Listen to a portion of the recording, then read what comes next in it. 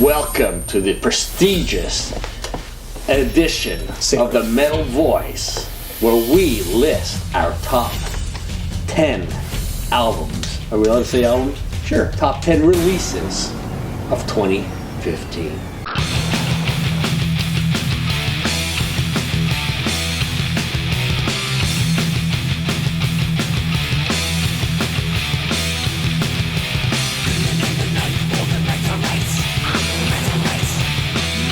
What a great year we had, Alan. We were able to participate, Jim. Yes. 3 major festivals around the world. Montreal in Montreal, Canada. Right here. Montefiesta in Mexico. Mexico. And Cat House Live in the West Coast in LA. We've got global correspondents now, Mr. Giles Lavery of Warlord and Dragon's Claw fame. In Europe, and we got Neil Turpin on the West Coast giving us the news and the interviews. So let's just speak to them for a while, okay? Let's see what's going on the West Coast.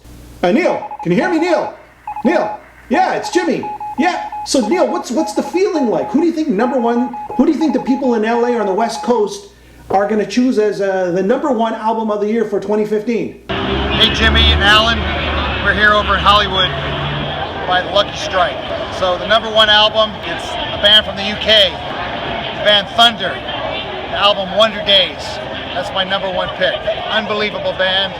Saw them 2 years ago at Wolverhampton. They were just unreal, amazing band. Happy holidays to all of you. Drink up and rock on. Okay. There you have it, Alan. There we go. That's So their choice as the #1 album for 2015. Now let's head over to Europe and see what the Europeans are looking at this year. What's the feeling like there, Giles? Who do you think the Europeans will choose as the #1 album of the year for 2015? Jimmy, you there, man? 2015, best album, Bonfire. Bonfire, Glorious. That's it for me, man. Uh-huh. Okay, well, there you have it, Alan. Not surprising. Not surprising at all.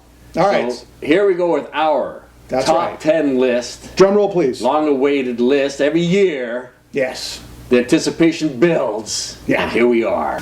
Number 10, Architects of Chaos, The League of Shadows. This is Paul Di'Anno's new band. They released one album, The League of Shadows. It is fantastic. It's a blend between Battlezone Killers and Iron Maiden. I'm glad they're on this top 10 list, Alan. Congrats to all the guys in Architects of Chaos. The beast is back, Mr. Paul Di'Anno. Number 9, Raven, Extermination. The Gallagher boys are back. Yes. Another strong opus. Yes. It's Raven at its best. My favorite track, Jim, The Thunder from Down Under. A little dedication to Mr. Bon Scott. What a great album. What a great cover. What a great, I wouldn't even say a comeback, but what I say, a great progression for Raven. Probably one of the best albums in their catalog. Congratulations to Raven. Number 8, Voodoo Hill, Waterfall. This is one that I hesitated to put in the top 10 list, but I cannot stop listening to it. It's Dario Molo's third album with the Voodoo Hill, and with Mr. Voice of Rock himself, Glenn Hughes on vocals. Lyrics are fantastic, guitar works are fantastic. Of course, the vocals are outstanding. Yep. For me, Jim, we didn't get a chance to review this album. It came out later in the year. I cannot stop listening to it. Standout tracks for me is All That Remains, El Dorado, and Evil Thing are the 3 that I can't. But the whole album's got very strong, much more of a classic hard rock sounding album.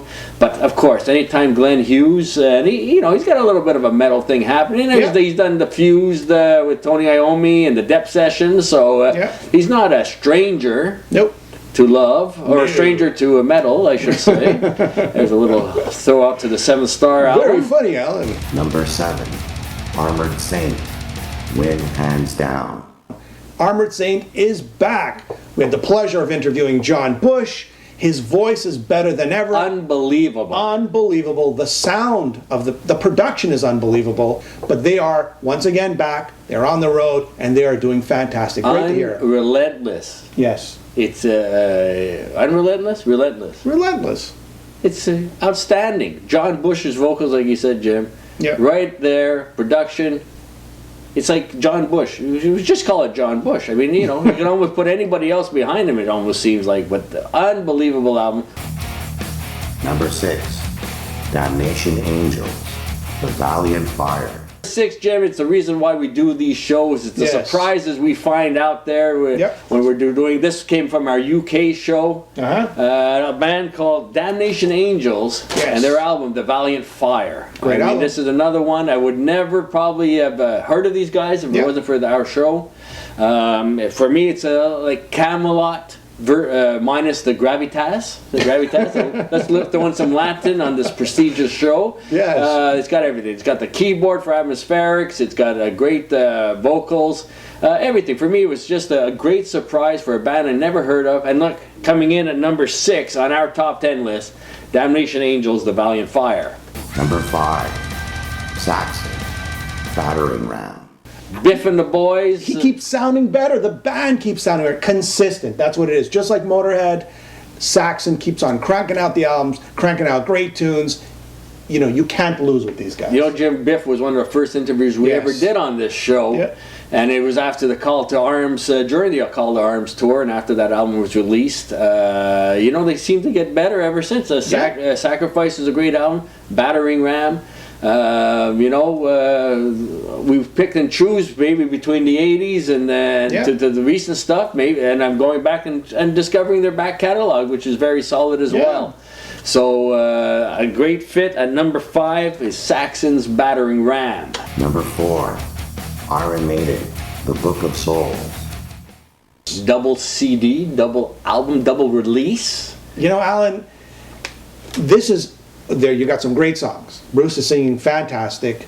I love the length of the songs. A lot of people are dissing it. It's very polarizing, this album. A lot of people saying, you know, they want them to return to sort of the short, catchy songs. I dig this album.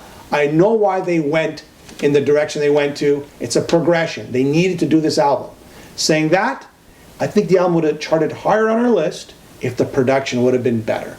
Time to bring in a new producer, get that top spot at the metal voice. What do you think, Alan? I love the way Bruce sounds on this album. He sounded a little like I've mentioned in past reviews, on the Frontier especially. Playing live and recording live like that, it seemed like he was always at the uppermost of his range and really forcing. He was a much more laid back. Like you said, the vocals are great. For me, I'm one of those guys that would like to go to the shorter songs, but I understand why they're where they are today. If you did like the Final Frontier, if you liked the Matter of Life or Death, their last releases, you'll enjoy this one as well. I think Bruce's 20-minute masterpiece is one of the highlights for me on that album. Yeah, well, congratulations to Iron Maiden. Next. Number 3, Borealis, Purgatory. Yes. Jim, at the time I had said we met with Matt Marinelli. It's their 3rd release. They took the time to do it properly. I could not stop listening to it throughout the month of September, and I'm still in the same mode. When it comes to production, this is a 15 out of 10. When it comes out of the vocals, it's a 12 out of 10. When it comes to drums, it's off the scales. If you're a drummer and you want to hear an album, this is Keith Moon-esque. He's all over the place. This is something to behold. It's a concept album. It's a mature album. This is what they've been going for since they began. And it's unfortunate that they're not more well known. Hopefully this is the album to launch Canada's own Borealis. Purgatory. You will not be disappointed. I cannot emphasize that. Go out and check out this album. It is a standout and coming in at number 3 on our top 10 list. Number 2, Eclipse, Armageddonized. There's an album that we reviewed earlier in the year. They've been called the future of melodic rock.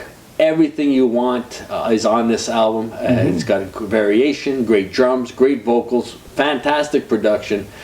We've reviewed it in the past, so we won't get into that, but I listen, you know, Jim, like I said before, you got some albums that you listen to and then 4 or 5 minutes later you go, oh, why, that's not as strong as I thought. Other ones you listen to and go, I'm not sure, but then you appreciate it 4 or 5 months later. This album stands up when I listened to it earlier in the year as much as it does today.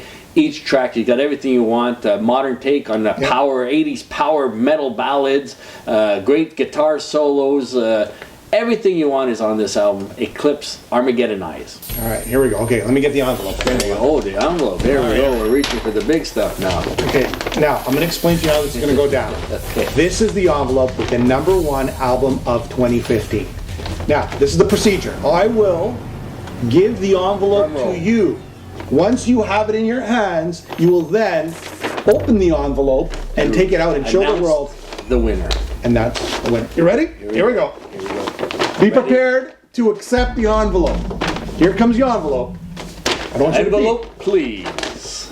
And the winner is, there's no winners, they're all winners. Hold tight. Here we go. Here's our choice. Inside this envelope. For the top album of 2015. And it is? No surprise. There we go. And the #1 album of 2015, Stryper, Fallen. Stryper, Fallen.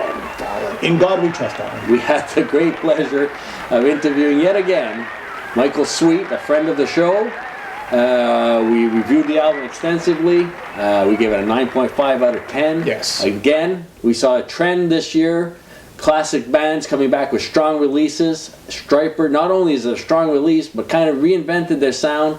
Got back to the crunchiest guitars I think they've ever put out. Yep. Produced by Michael Sweet. Yep. Written in a very short period of time. Yep. And with what I would call their masterpiece or their epic, Yahweh. Oh. So Jim, this was a unanimous choice. Stryper. Like many on our top 10 list. Yep. Again. The vocals, soaring. The guitar work, incredible.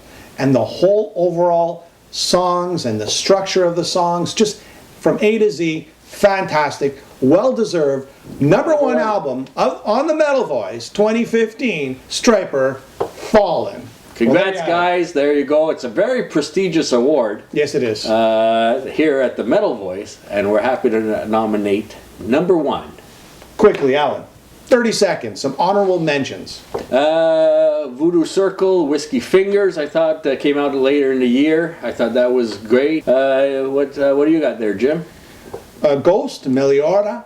I think it sort of like on the verge of hitting our list. I mean, it was a very tough year. It was a lot of great music. And W.A.S.P, Golgotha, which we did a review on that, and that was another great album. It was very difficult. There's just so many great albums. We couldn't do a top 20 list. It has to be top 10. Keep with tradition. Sacred.